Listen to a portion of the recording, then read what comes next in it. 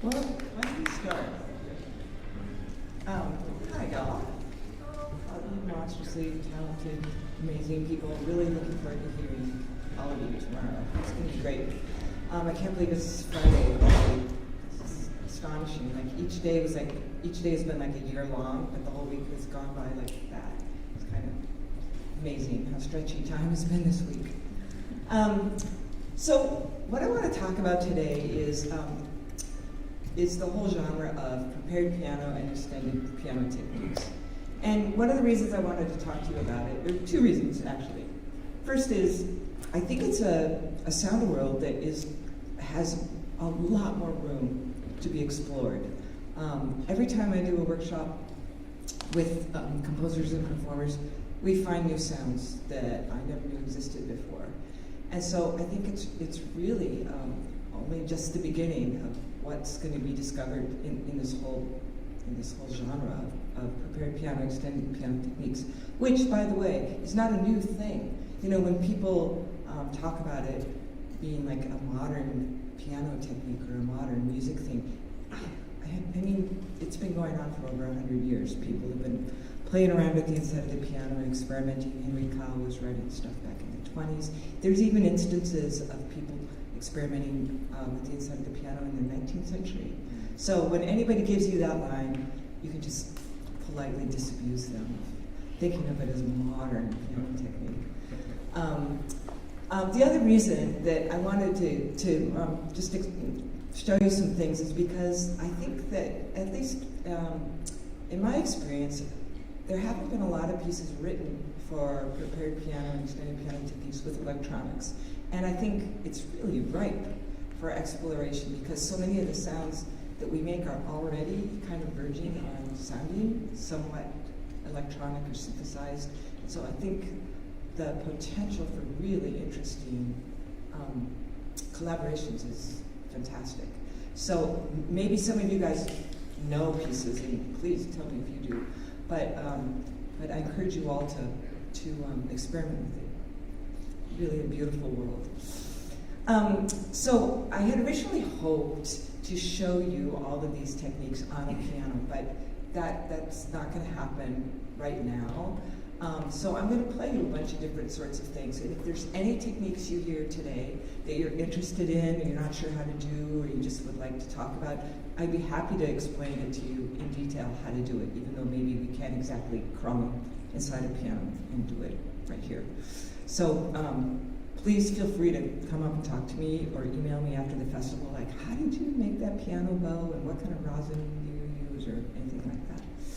And for those of you who are instrumentalists and maybe not pianists, please encourage your piano friends to explore this world and your composer friends to write music for you and your instrument and prepared piano, because again, there's not that much repertoire. There's some exquisite pieces that John Cage wrote for like violin and actually not even prepared piano, but there's not that much repertoire. And I think it's waiting for you. So before I play anything, just a tiny definition. People often just say prepared piano, and they don't really know what it means. But prepared piano is very different than extended piano techniques. Prepared piano is when something is actually inserted ahead of time in the strings of the piano. The piano's been prepared ahead of time. So when we put in coins or nuts or bolts or screws or pieces of rubber or pieces of wood or all kinds of things that are in the strings, then the piano's been prepared. Extended piano techniques are things we do when we like stand up and pluck a string or strum a chord. So it's something that does not have to be prepared ahead of time. So it's a really good thing to know these terms because piano technicians, it helps them understand what you're going to do, and you really want to stay on good terms with the piano technicians. And along those lines, we could have a whole talk about how to do this safely so it doesn't hurt the piano. We don't have time for that today, but I will just say the most important thing that you can do when you're about to try these things and experiment is be in dialogue with your piano technician at your school or whoever. If it's your own piano, then have a blast. But if you're doing it at a school or definitely at a concert hall, you always, always, always check with the technician first. And some of them are really open to it. Some of them won't let you touch a single thing. Some places have their own dedicated piano that they'll let you do anything to. So just talk to them, and that'll get you 90% of the way there. Okay, so you may be wondering what this picture has to do with prepared piano. Nothing. I just put it there because I think we've all been inside for way too long. And I did trek in Nepal, and this is at, that's Mount Everest in the background, and we were at 17,500 feet here. 2 singers, a violinist, and me. I highly recommend it. But actually, I was doing research for a piece that I'm writing for the LA Percussion Quartet about a mountain. So I wrote the trip off, but I was mostly doing it for fun. Okay, so first thing I'd like to play for you is a few examples of a duo that I've had called Yar. We're piano and lap steel, and my partner also plays pedal steel. This is a album we did a few years ago, and it's a lot of the tracks have prepared piano and extended piano techniques.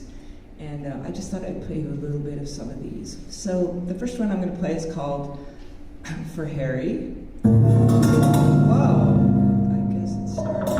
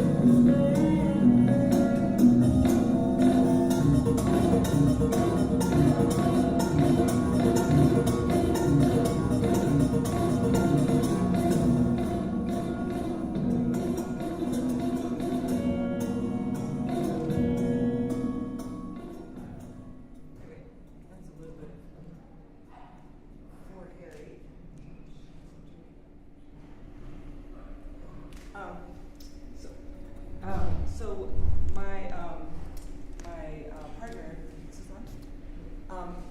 these are all single takes with no overdubs.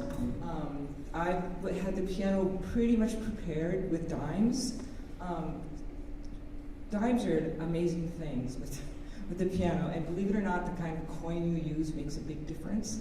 So the great thing about dimes is they're really thin, and they're not too wide, so they don't slop over onto the next set of strings. And you can just weave them like this. So it goes over the outside strings and under the middle string. Whenever you do any of these things where you're inserting things, make sure you depress the damper pedal so that the dampers are up. Otherwise, they get messed up. Anyway, so the thing about dimes is they create this beautiful gong gamelan-y like sound. And so the piano, almost everything I was doing was dimes in the piano. And then the guitarist is playing lap steel with like a looper and some live electronics and stuff. Yeah, the dime thing, any kind of like bolts or metal sounds in the piano can elicit amazingly beautiful, rich resonant sounds, and depending on where you place it on the string, you get overtones and harmonics. And one of the coolest things I ever got to do was prepare a piano with dimes and metals and then play a concerto with a gamelan. And it was, I don't know, ecstatic. It's really cool. So experiment with dimes. And just a little tip, if you put them tail side down, they sound better because it's smoother. Or maybe like somebody can find some really cool, like just thin metal slugs and make a mint selling prepared piano coins.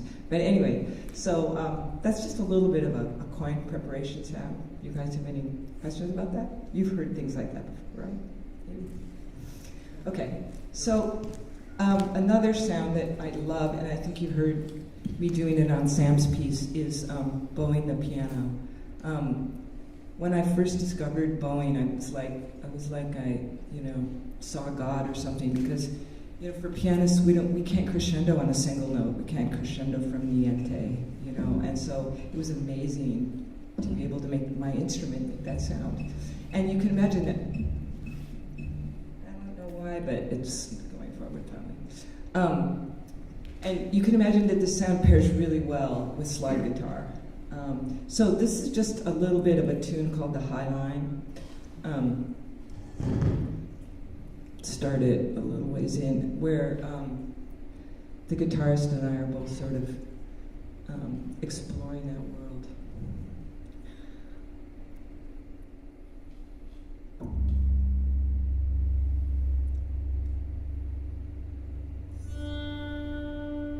I'm going to go forward a little bit.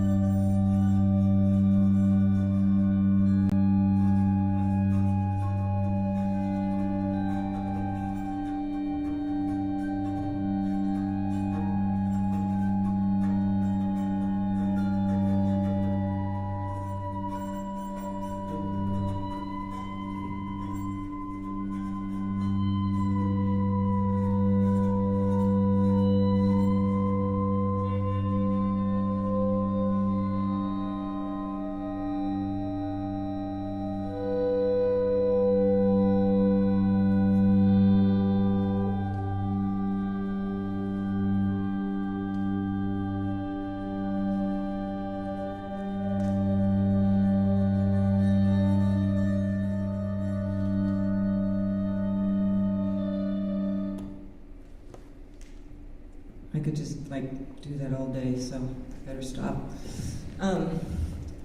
I'm always really, when I improvise and when I compose, one of the things I'm really interested in is trying to find that sound world where two instruments, where you can't tell which is which, or when their timbres and sounds get so close that they sort of become a new mega instrument. So I love being able to slide around like that with the guitarist, who happens to be my little brother, by the way. So we've been meaning to do this collaboration our whole lives, and so it was just a really joyful thing when it finally happened, and then we've been playing a lot more since then. But his pathway went the jazz way, and my pathway went the classical way, and then we sort of met up about 30 years later and did this. And by the way, that previous piece that's called For Harry, the reason it's called that is, did anyone recognize a quotation in there? You get like $100 if you did. Okay. I play Chromelodion in the Parch ensemble, and there's this really great piece by Parch called Castor and Pollux. If you don't know it, check it out. It's unbelievably cool. Anyway, we were doing that track. I kept finding myself doing Castor and Pollux rhythms. So anyway, that's why it's called For Harry. And this is called the High Line because we grew up in Montana, and the High Line is sort of this beautifully austere, bleak, high prairie area in the north part of the state that's just, you can just see prairie forever. So we were evoking that sense of space and solitude. Maybe just one other little bit from this. This is a piece called Zero Doesn't Exist, and the opening sound, just see if you can guess what it is.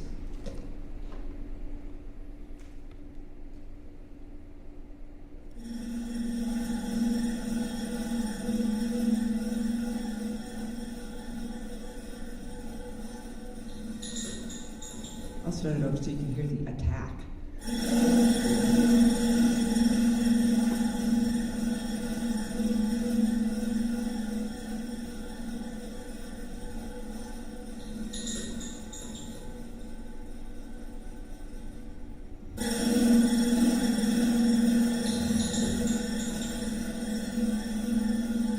Anybody? It's a fork. Woven in the strings, and then they just hit the handle in it. One of my favorites in it.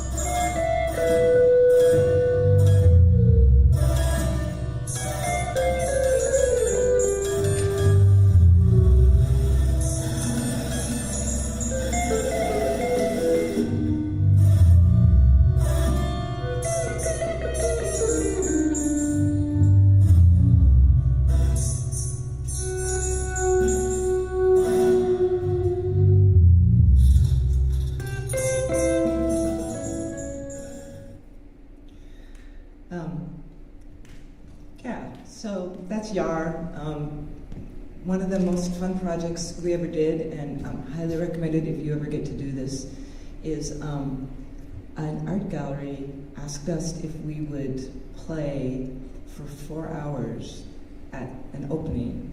But it wasn't going to be like where people were milling around, like we were going to be in an auditorium and people could sit down quietly. But they asked us if we would just play continuously. And I'd play a Feldman piece that's 3.5 hours long, but it's all composed, right? So I thought, wow, to improvise for 4 hours, like, that would be really interesting. And so my brother was into it, and happened to be in town, and so we did it. And it's really incredible. Has anyone ever played for that long, nonstop, like improvising? It's really, yeah, it takes your head into some amazing places, and to feel like you can explore an idea for so long if you want to. If you can let it develop and morph in such an organic way that you don't have to worry about time, you know, I've got to develop this in 3 minutes, otherwise it's going to get boring. Like, some amazing stuff happened, and we were shocked when the 4 hours was up. Like, they had to like flick the lights at us because we were like still going. We were like, yeah, it was just an incredible experience. And my brother and I he's my favorite, one of my favorite people to improvise with. Like, we just have this language together, and I just feel really lucky. He's been like my longest term collaborator and musical inspiration my whole life. He's an amazing musician. So if you check out Scott Ray if you want to hear some stuff. Also, this label, Arenda, they do really interesting stuff. They're mostly a jazz label, but really interesting artists that kind of do stuff more experimentally. So now, out of the world of improvisation and into the world of vocal music, because I used to be a choir singer, and I always wanted to be a singer, but I had a pretty lousy voice, actually. But I love singers, and I used to play for them a ton.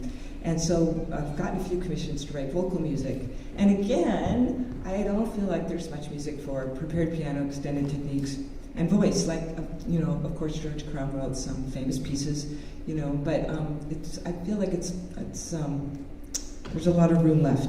So I'm going to play you some of a piece that was a commission from a local choir, semi-professional choir called the Los Robles Master Chorale. And they did the premiere right before the pandemic. But this version was just done a few months ago by a quartet. And it's a piece for vocal quartet and soprano solo with extended piano techniques. And it's called Zen Spiel. And it's 4 movements based on little short stories from the book Zen Flesh, Zen Bones by Paul Reps. And they're little parables that he gathered over many, many years. And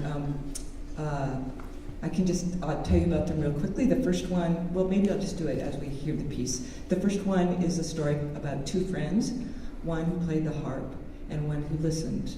And when the harpist would play about a mountain, the listener would say, "I can see the mountain," and etc.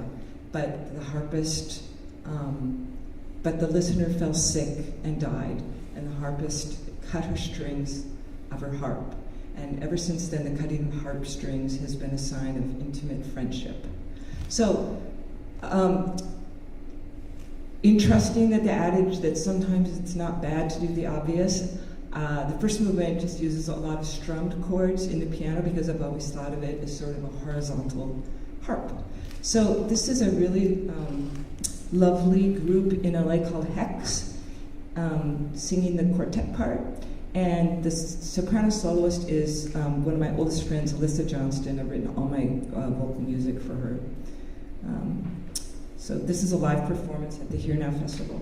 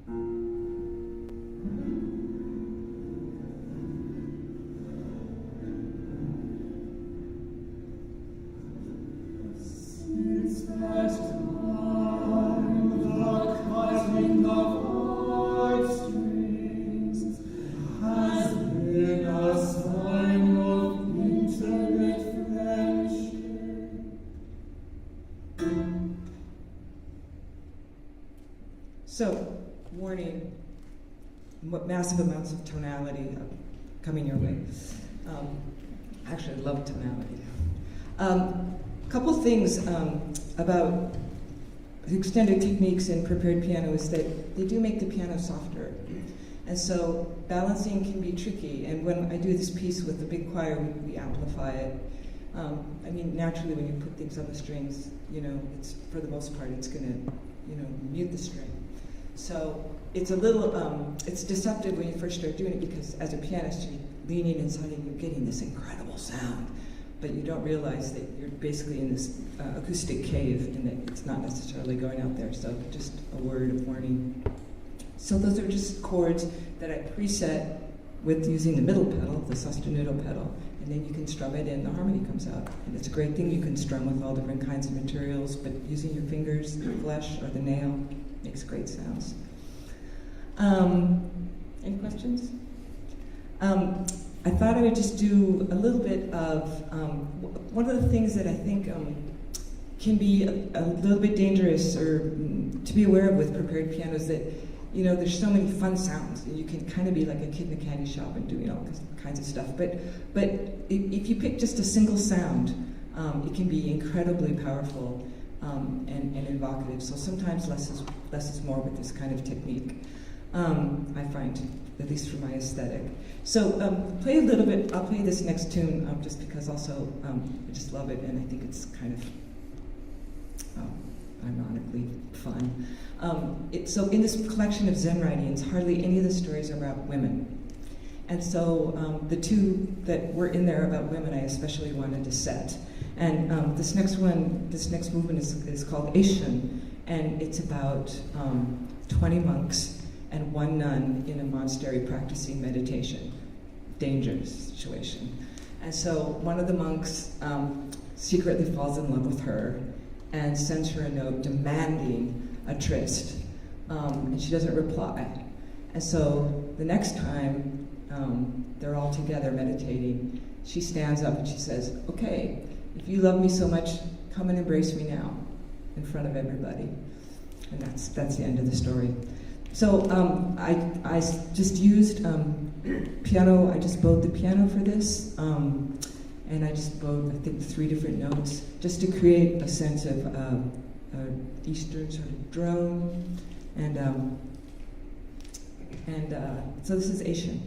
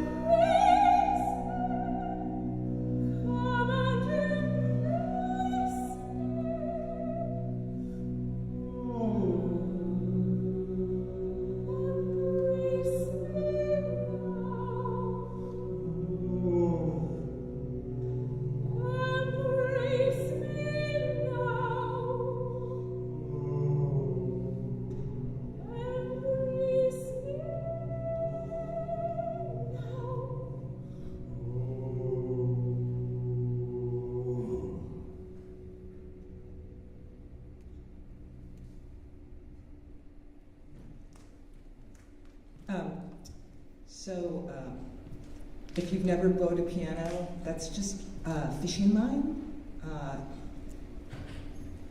Depending on the thickness of the fishing line, I find a slightly thinner fishing line to work, but you just kind of have to experiment.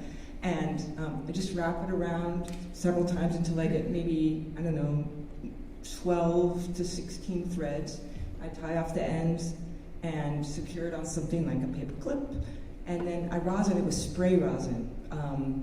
It goes on really evenly.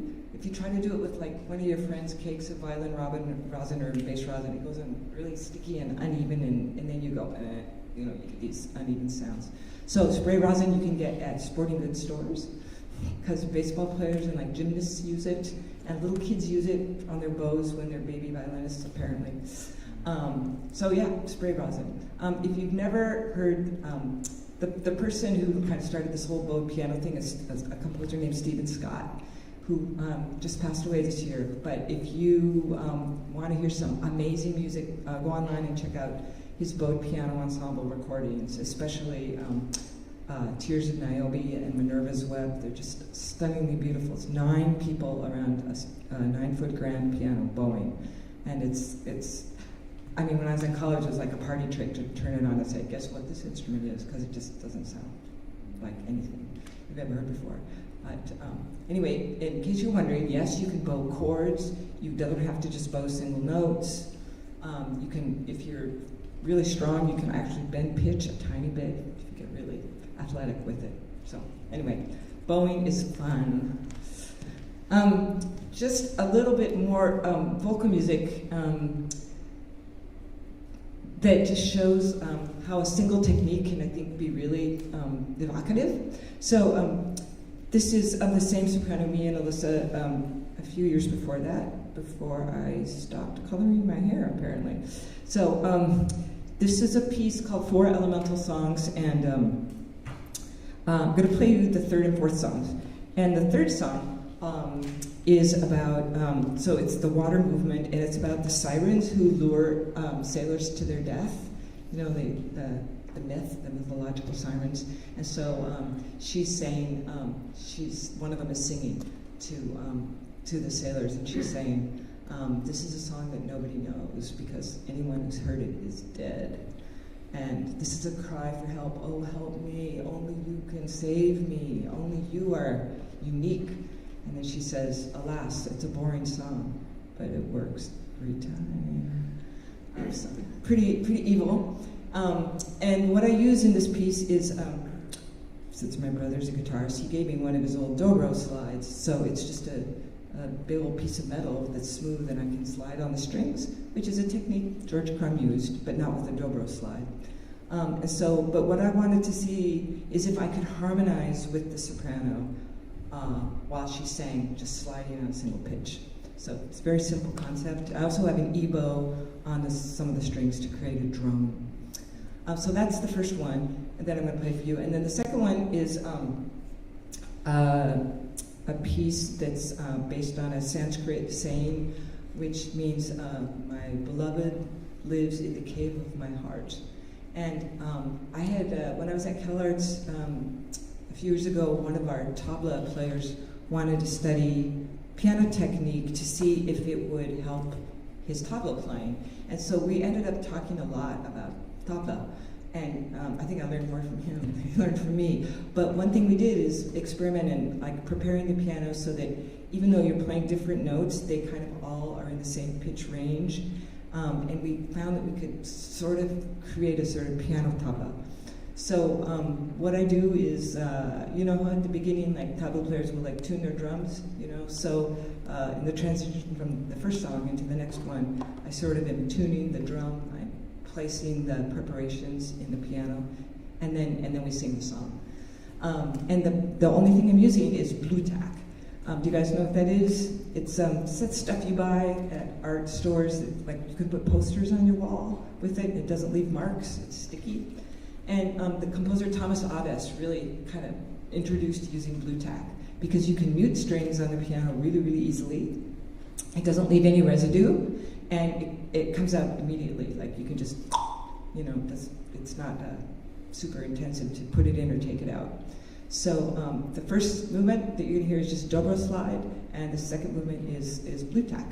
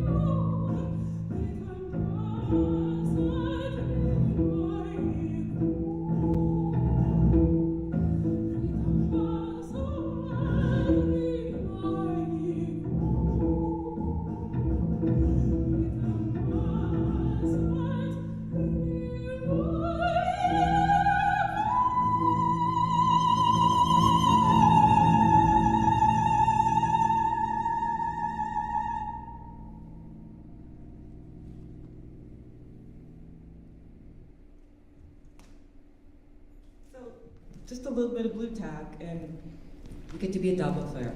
So, do you guys have any questions about that? Yeah?